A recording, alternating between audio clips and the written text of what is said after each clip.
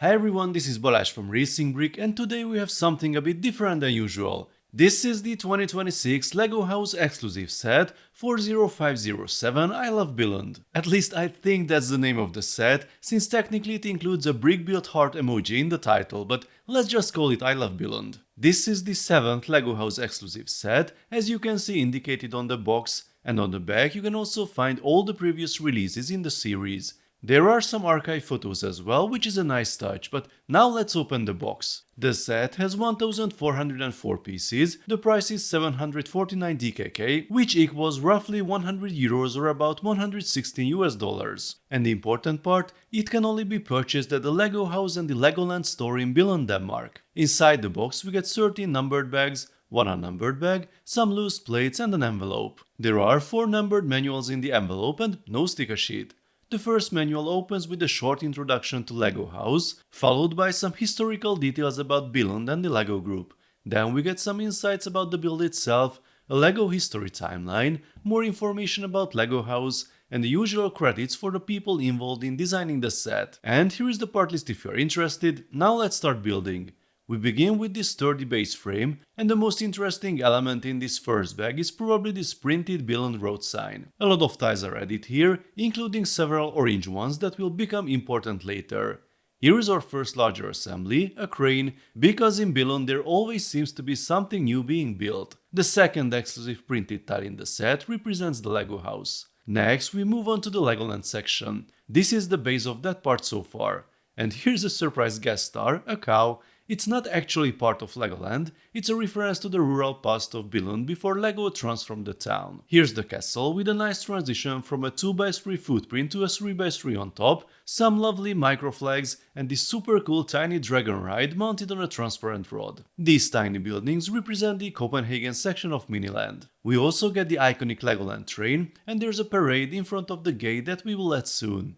Here's the view tower, which uses some pretty neat building techniques, including an unprinted minifigure head. The entrance gate is a real meta build. The original gate in Legoland uses giant Lego elements, and this microscale version tries to recreate those shapes using tiny Lego pieces. We even get a green Technic gear in there. I really like the final result. And the completed Legoland diorama fits nicely into the slot on the left side of the base. For this section we start with an elevated platform. In this corner we build a small reference to the Kornmarken factory, including the tiny AGV, an automated guided vehicle used inside the factory for transportation. Then we jump over to Symbolic Park, the area around the LEGO campus. Here we have the famous giant duck statues and the distinctive lamps, which are built using a sausage element. The instructions even encourage you to build your own duck configuration with this unusual page. Going back to the factory area, here's a classic LEGO delivery truck with the ramp down loading LEGO boxes. The LEGO campus is built on its own separate smaller base plate so it can be removed. You can see the atrium inside with the round staircase, the entrance area and the large arches in front. This building also has color-coded areas which those flowers might represent. Next we have this round section. The small transparent pyramid represents the greenhouse on the roof. Yes, that's actually a mini golf course next to it, not built in LEGO form unfortunately, and here we have the angled skybox. The assembly sequence of this top section is quite unusual, but it eventually connects right here. We also build a tiny airplane representing the airport. It's inspired by the 1962 Piper Aztec, the first LEGO corporate plane. And here's another unique element in the set, the baby minifigure with pants, appearing here for the first time.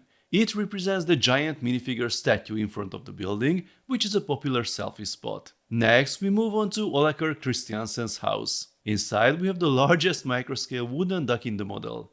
The assembly process here is quite unusual again, and here is the famous entrance of the house with clips representing the lions, which is why the building is locally known as the Lion House. The next building is the LEGO System House. Inside we even get 2 tiny LEGO designers, one with his iconic yellow shoe. Any guesses who that might be? The walls here are built sideways using a nice technique, and then the 2 buildings are connected with a Technic pin and attached to the base. This will become the diorama on the right side. Next we build the base of the LEGO house itself. In the middle we have the tree of creativity, the big crane on top with a clever part usage, and next to it you can see the molding machine that produces the bricks you can actually take home. Here are the famous yellow stairs you can climb, and I believe this is the statue in front of the building. The color-coded zones inside Lego house are represented here with the 3x3 plates. This section is part of the yellow zone. There's also a tiny trophy hidden in this module, symbolizing the Lego Masters Academy. And now the base is finished. Here's a small blue car for the blue zone where visitors can race. And funnily enough, it isn't attached to anything, so it will rattle around if you shake the set. Not that you would do that, of course. I'm not exactly sure about this detail here. If you have any ideas what the two grey 1x1 elements above the entrance represent, let me know in the comments. The yellow zone gets a small flower, the red zone includes the waterfall, and then we move on to the roof. I just realized I misplaced the blue tile there, but let's continue.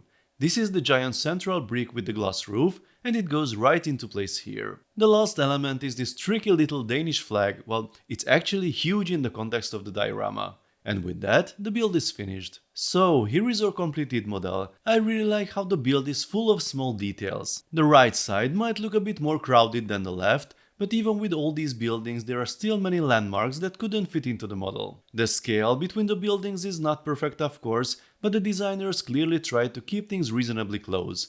There are compromises to allow enough detail in places like Olekerk's house, and realistically the Lego campus would be much larger than Lego house. But overall I think the balance works well. If you remember the orange tiles I mentioned earlier, they represent the playline, a 3-kilometer pathway that connects the key Lego landmarks throughout Billund. And as a nice bonus, these studs next to the Lego house tile allow you to add your own minifigure, maybe one you designed in the minifigure factory. It's a really thoughtful touch from the design team. Overall, I really like this model. It's probably one of my favorites in this Lego house exclusive series. Some of the previous ones didn't fully resonate with me, but this one really feels like the perfect souvenir from a visit to Billund. And it's not only for tourists. If you visited the city many times, or if you are part of a fan media like myself, the model can bring back a lot of nice memories while building it. Is there anything missing? Well, for example, the Legoland hotel isn't included. And personally, I also miss some landmarks that are no longer operated by Lego, but still have a strong historical connection to the town. For example, the Teddy Bear Art Museum, which is located in the former private home of the Christiansen family in the center of Billund,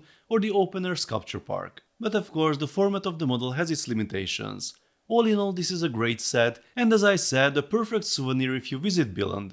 Considering the size and the building experience, I would even say the price feels quite reasonable. Let me know what you think about the set. Is there anything in Billund that is special to you that you would have liked to see included here? Let's talk about it in the comment section. If you enjoyed this video, then please give it a thumbs up and don't forget to subscribe with notifications, as more exciting Lego videos are coming soon. See you next time, bye bye.